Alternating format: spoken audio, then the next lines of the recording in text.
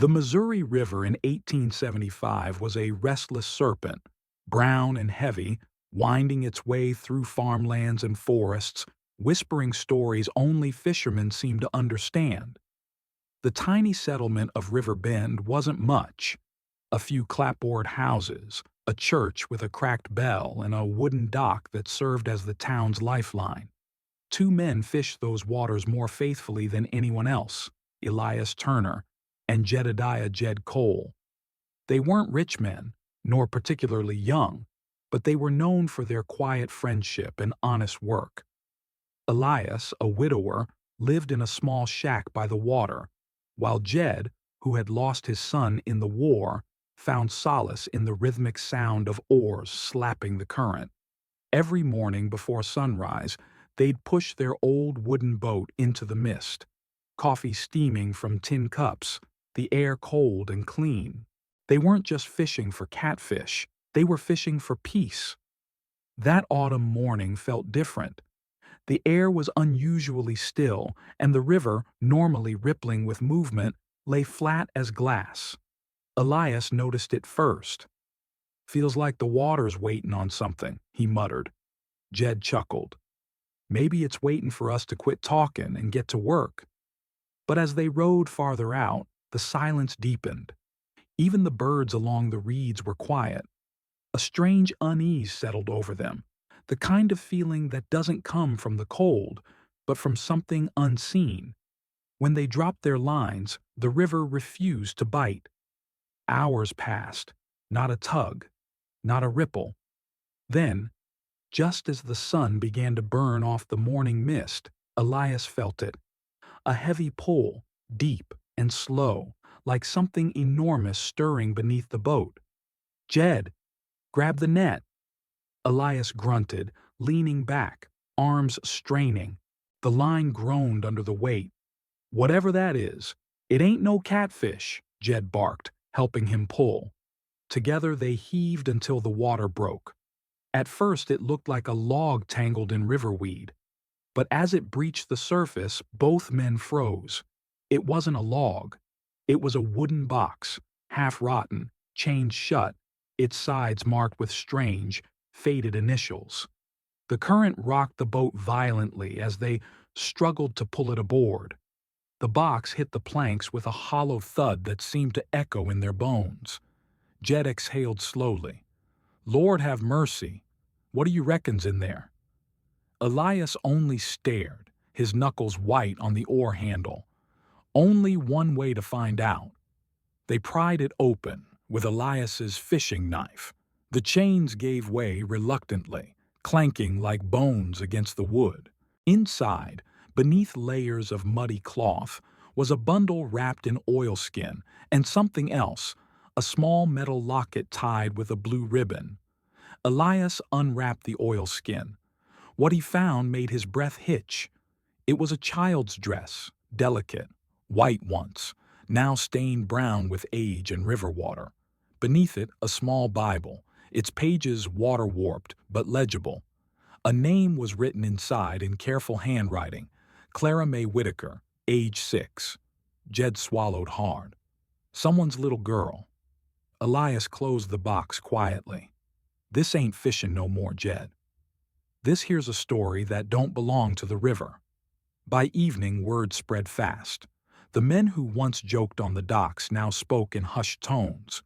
The sheriff came, took notes, shook his head. "Whitaker family? Ain't been no Whitakers round here for 20 years, he muttered. "They say the old Whitaker house up on Miller's Hill burned down, took the family with it." Elias felt a chill. "Then what's this doing at the bottom of the river?" The sheriff shrugged. "Could be someone trying to bury the past." When night fell, Elias couldn't sleep. He sat by his lantern, turning the small locket over in his hands. Inside was a faded photograph. A little girl with curls, smiling beside a woman whose eyes looked familiar somehow. He didn't know why, but he felt connected to her, as if the river had chosen him for a reason. The next morning, Elias and Jed climbed the muddy trail to the old Whitaker homestead. What remained was just charred wood and overgrown weeds.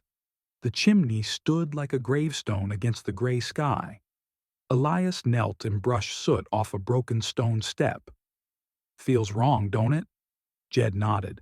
"Like something here ain't finished." Elias pulled the Bible from his coat pocket. "We ought to find out what really happened. Maybe give this girl a name again." Inside the ruins, they found more clues: a rusted hinge, a melted spoon, and a cracked porcelain doll half buried in the dirt. But what caught Elias's eye was the faint carving on one of the stones. "Clara, forgive us." That night, Elias studied the old Bible by lamplight. Between its damp pages, he found something he hadn't seen before: a folded piece of parchment sealed with wax. It took careful hands to open it without tearing. The handwriting was delicate, almost shaking. "To whoever finds this, know that we did not mean for it to happen. The fire was not an accident. Clara was taken from us before that night. We searched the river for her until we could no longer bear it. If this letter finds the light, may the truth find peace." Margaret Whitaker. Elias sat back, the room suddenly spinning. The fire hadn't taken the girl. The river had hidden her truth. He felt a lump in his throat. "Jed, that poor woman died not knowing where her child went." Jed nodded, his eyes glassy. "And now we do." The next morning they went back to the river with the box.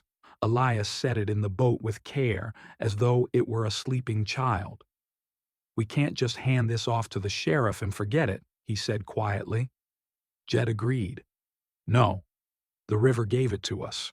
We owe it back right." They rowed to the deepest bend where they had first pulled it up. The water shimmered strangely, like light bending through tears. Elias whispered, "Rest now, little one." He dropped the child's dress and locket back into the water, wrapped neatly in fresh linen. For a long time neither man spoke. Then the strangest thing happened. The water around them began to ripple in gentle circles. A breeze swept through, carrying the scent of wildflowers, though there were none nearby. Jed looked at Elias, eyes wide. "You feel that?" Elias nodded slowly. "Yeah, like she said thank you." That night, thunder rolled across River Bend. The storm came fast, shaking the walls of Elias's shack. Rain battered the roof, and through the roar of the river, Elias thought he heard something: a child's laughter, faint and distant. He sat up, heart pounding.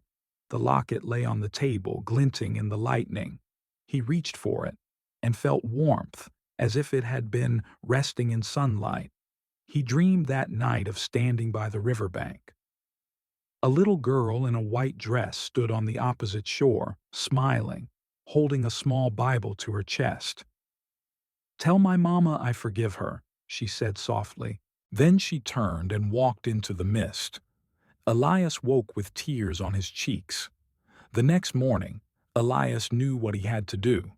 He hitched his mule and rode west to the next county, where an old record keeper kept church documents from burned towns.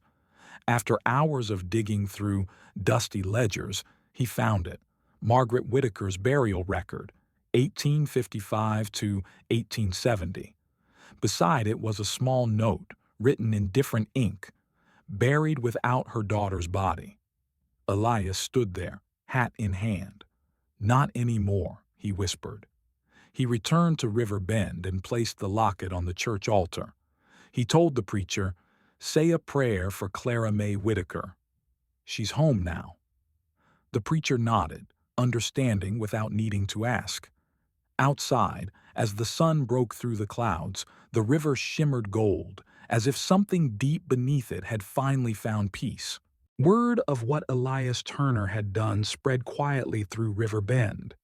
In a town where gossip usually traveled faster than the current, this story carried a strange kind of reverence.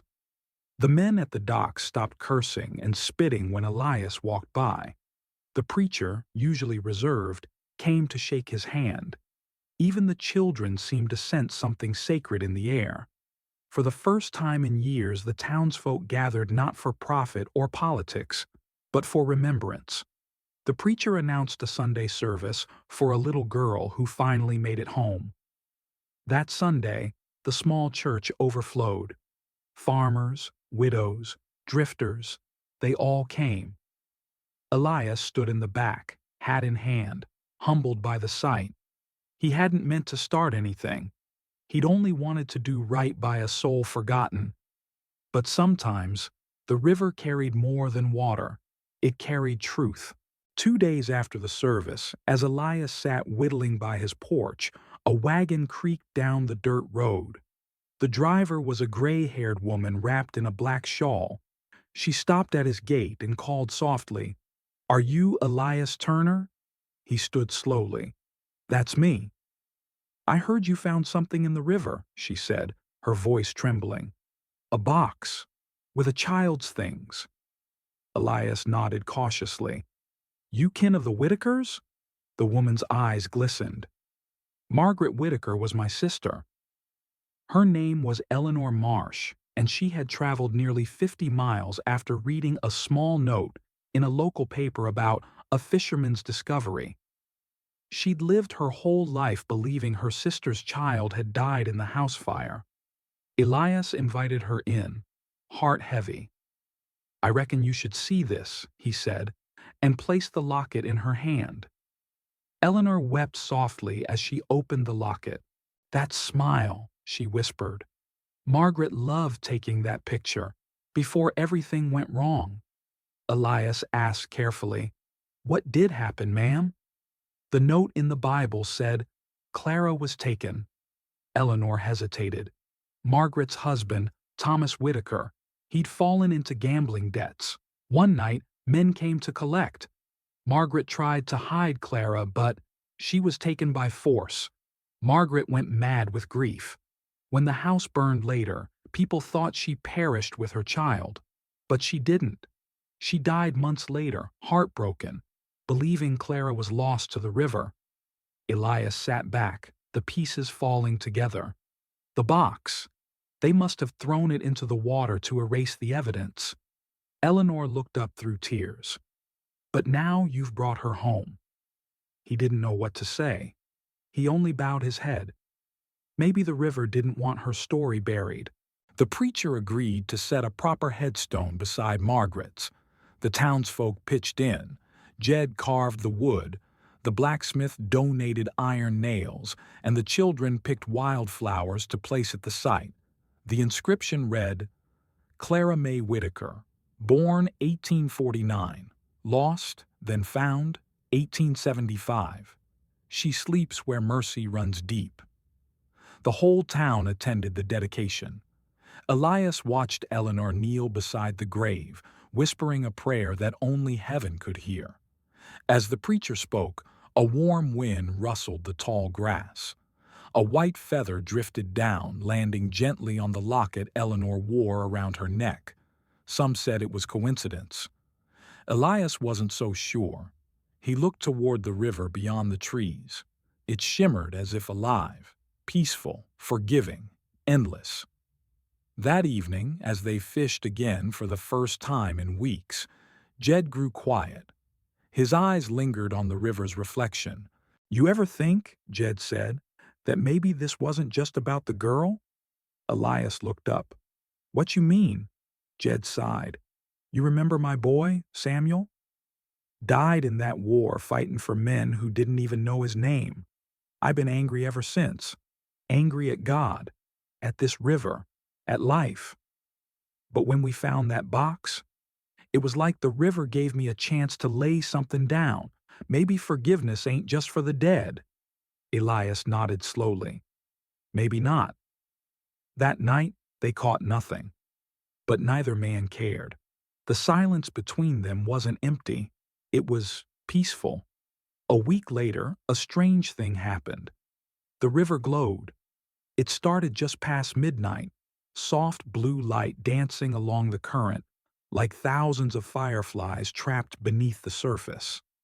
People gathered along the shore, whispering, praying, some even crying. Elias and Jed stood side by side, watching in awe. "It's her," Jed said quietly. Elias didn't answer. He simply removed his hat and bowed his head. The lights drifted downstream, fading slowly until they disappeared into the darkness. By morning, the story had spread beyond River Bend. Newspapers called it a natural phenomenon, but the townsfolk knew better. They called it Clara's farewell. Months passed. River Bend began to change. More people came, drawn by the story of the fisherman who found a lost girl's truth. The preacher used donations to build a new orphanage, calling it Clara's home. One crisp winter morning, Elias received a letter stamped from St. Louis. Inside was a note from a lawyer. "Mr. Turner, records show that Thomas Whitaker left behind unclaimed land and a modest inheritance. His only surviving kin was listed as his daughter, Clara. As you were instrumental in recovering her remains, the estate has been transferred to the community of River Bend under your stewardship." Elias stared at the letter, stunned. The river had given again. This time, not a secret, but a blessing. By spring, a small schoolhouse stood near the riverbank, its wooden sign painted in bright letters, "Whitaker School for the Children of River Bend." Eleanor stayed to help teach. Jed volunteered as the school's handyman, fixing chairs and telling stories to the little ones. Elias built the dock behind the school, where children fished for sun perch and learned patience. Sometimes he'd sit on that dock, watching them laugh and feel a strange peace. He often said to Jed, "Funny how we pulled up one box, and it changed a whole town." Jed smiled. "Guess the river knew we needed saving as much as she did." Years later, Elias grew old. His hands, once strong and sure, trembled from time and age. One quiet evening he took his small boat out alone, just as he had that first morning with Jed. The sunset painted the sky in amber and rose, and the river rippled with calm. He dropped his line and waited, not expecting a catch. But then a gentle tug, a familiar pull, made him smile. He reeled it in, expecting maybe a small catfish. Instead, he pulled up a single white lily, roots and all, perfectly untouched by the current. He laughed softly, tears in his eyes. "All right, Clara. I hear you." He placed the flower on the seat beside him and rode home under a sky full of gold. Elias Turner passed away, peacefully that winter, his boat still tied at the dock, his fishing rod resting where he'd left it. The townsfolk buried him beside the Whitaker graves, beneath the same willow tree that bent gently toward the river. The preacher read from Elias's favorite verse, "Cast your bread upon the waters, for after many days you will find it again." Ecclesiastes 11:1. That night, as the town gathered for prayer, the river shimmered once more. Just a faint light, soft, golden, and fleeting.